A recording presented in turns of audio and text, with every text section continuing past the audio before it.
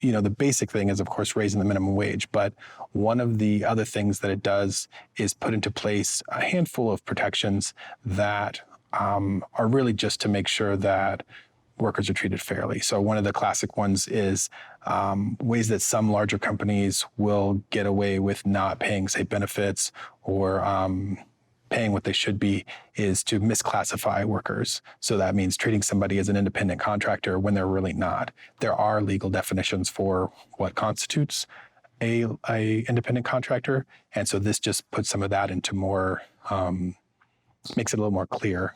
Another thing it does is put in protections like, this one is something that I've personally experienced, so I'm really glad it's in there. Sometimes in service industry, like say I used to work at a bar years ago in Chicago, and sometimes you'd show up, you got there on time, you did everything you were supposed to, and they say, it's a little slow tonight, we're gonna send you home. And you've only been there an hour.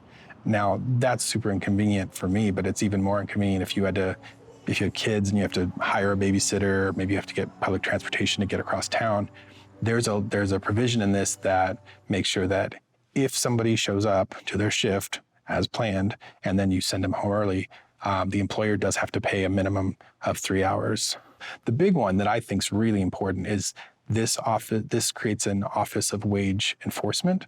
And a lot of people don't know this, but I mean, wage theft is the largest kind of theft that happens in America. It accounts for more than any other kind of theft nationally. And that just means any employer who is paying their employee less than what they're supposed to be legally. And this would create an office, a city office, that makes sure to get people paid what they're owed. On the federal level, the Congressional Budget Office published a report that showed if minimum wage were to go up to something like $15, it would result in 1.4 million job loss. On a local scale, do you think about that sort of thing? Could that apply here where jobs could be lost?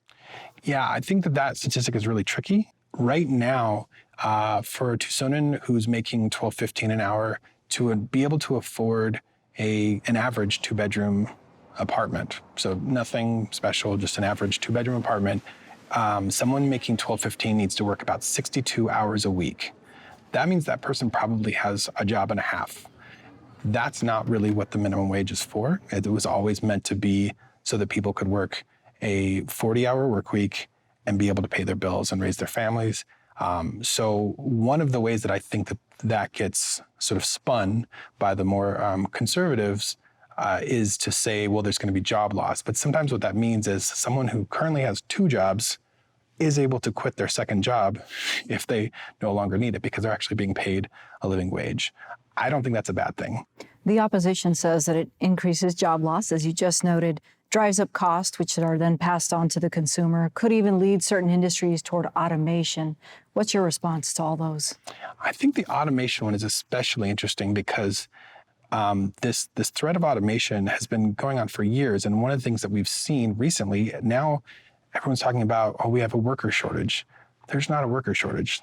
There's a living wage shortage, right? And there's tons of people, but if they were really going to automate in the for lack of workers, it seems like that would be happening now, and we're not really seeing that. So what we're seeing is people desperate to get people back to work, even for wages that are not fair.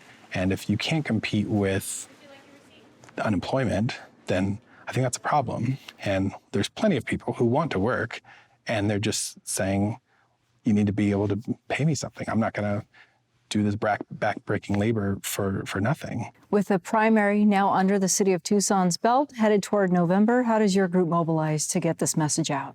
For a lot of folks, this is going to be the biggest reason to go to the polls. So we're very much hoping that a lot of people see that and that we're going to have a lot of coalition support. So our group is already made up of a lot of folks, from labor activists to nonprofit folks to just people across Tucson that want to see poverty seriously diminished.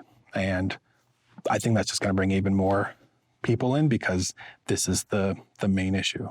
Okay, CJ Boyd from Prop 206, thank you. Thanks so much for having me.